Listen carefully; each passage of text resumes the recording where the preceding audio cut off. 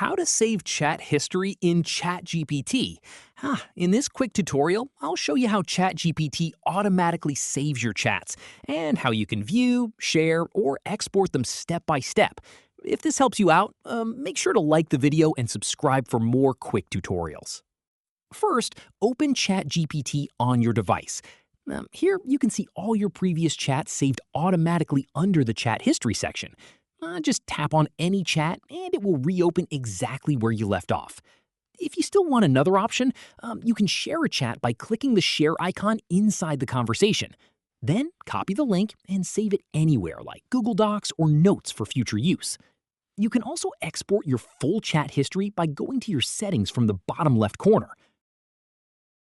Then open Data Controls and select Export Data. Confirm the export request, and ChatGPT will email you a file containing your full chat history. And that's it.